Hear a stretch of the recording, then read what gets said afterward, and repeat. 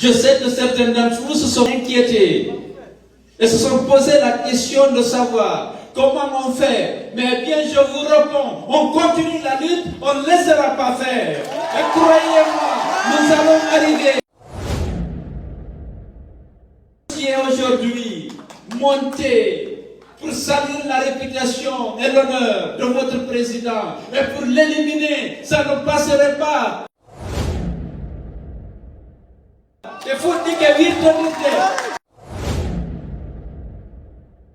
je voudrais très sincèrement vous exprimer mes profonds sentiments de reconnaissance et de gratitude pour cette marque de considération que vous avez exprimée à travers votre présence massive à ce dîner.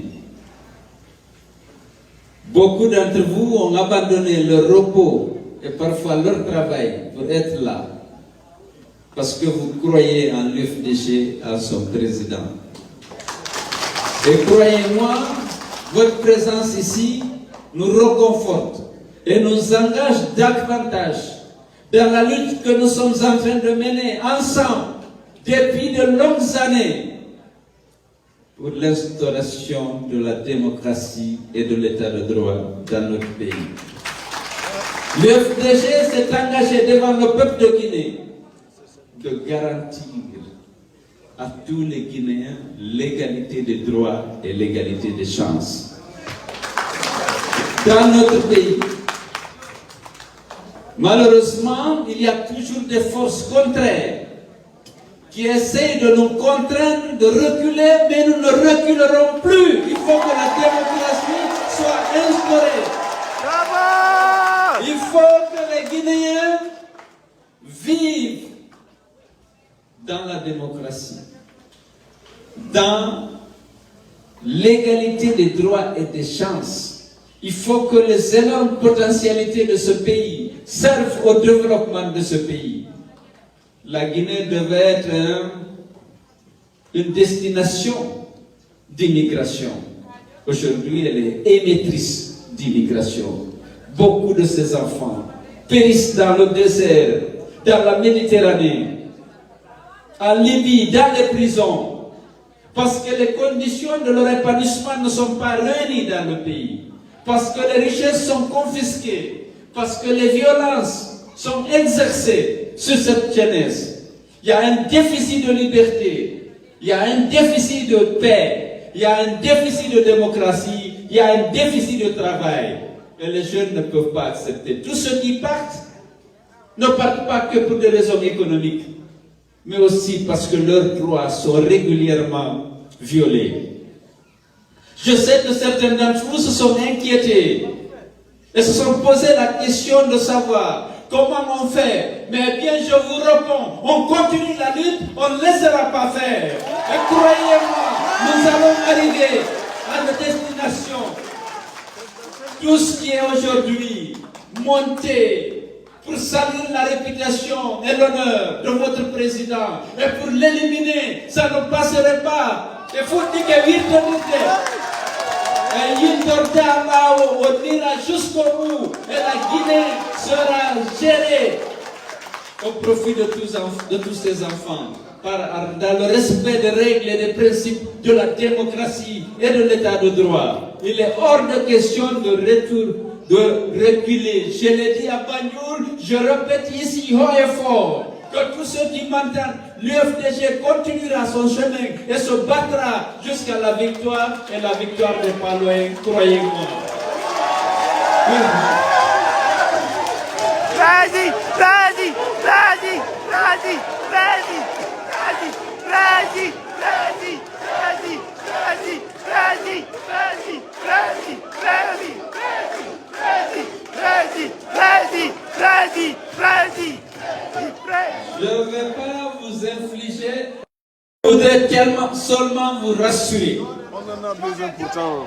Vous rassurer que la victoire n'est pas très loin et elle sera de notre côté. Parce que nous luttons pour la vérité, nous luttons pour la justice, nous luttons pour que les Guinéens vivent dans la paix, dans la fraternité, dans l'unité, dans la tolérance. Et nous sommes capables de restaurer ces valeurs. Il y a eu trop d'injustice en Guinée. Il y a eu trop de morts gratuites. Il y a eu trop d'emprisonnements injustifiés.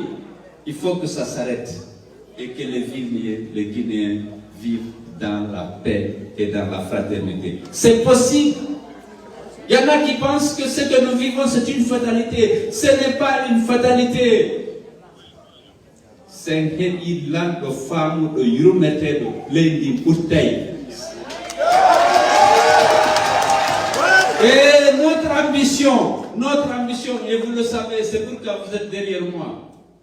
Notre ambition, c'est de faire en sorte que Lady Mendi Wenu Lady Kamopona Una.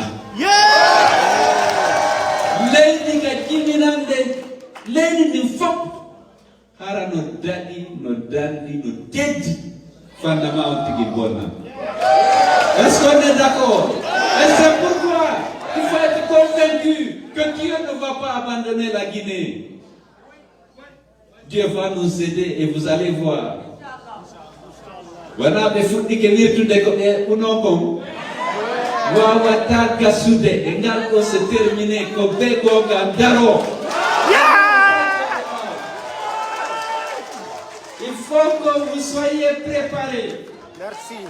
Pour ce combat ultime, pour mettre un terme dans notre pays à l'injustice, à l'arbitraire, aux théories que nous avons vécues, et que nous puissions créer les conditions d'une réconciliation et d'une véritable unité nationale autour des valeurs essentielles, la justice, le travail et la solidarité. Je vous remercie.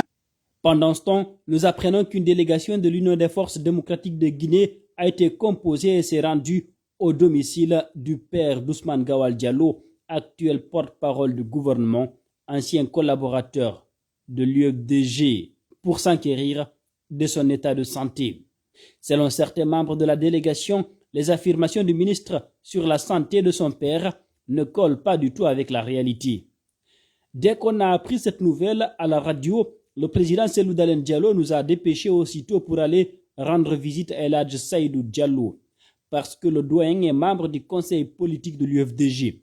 Effectivement, on s'est rendu au domicile de El Hadj Seydou Diallo et on a trouvé fort heureusement que le doyen était en bonne santé. Il nous a bien reçus et il nous a dit qu'il avait juste le paludisme, mais que ça allait mieux en ce moment. Il nous a affirmé qu'il n'a pas eu d'AVC, entendez accident vasculaire cérébral. Il a ajouté qu'il n'était pas au courant de ce que Ousmane Gawal Diallo, son fils, a raconté dans les médias. Il nous a dit qu'il est tombé un peu malade, mais que c'était le paludisme et que ça allait mieux pour lui, nous a confié El Hadj Ibrahima Daboula. Un autre membre de la délégation de l'UFDG qui s'est rendu chez le président du comité national des sages du parti a expliqué à africaguinée.com en off qu'à l'arrivée de la délégation, El Hadj Seydou a marché sans sa canne pour leur montrer qu'il se portait mieux et qu'il n'a pas fait de crise d'accident vasculaire cérébral AVC. Selon toujours l'interlocuteur d'africaguinée.com, El Hadj Seydou Diallo devait voyager dans l'après-midi pour la France, mais qu'il a reporté son voyage pour rassurer les parents, amis et collaborateurs qu'il se porte bien. Il était un peu frustré contre son fils Ousmane Gawal Diallo. Il nous a expliqué que beaucoup de personnes l'ont appelé au téléphone, mais que ce n'était pas réel. On n'est pas allé en profondeur, mais on a senti qu'il n'était pas content des déclarations de son fils, a indiqué l'interlocuteur africaguinée.com qui dit avoir échangé brièvement avec le doyen Seydou Diallo mercredi 15 juin 2022.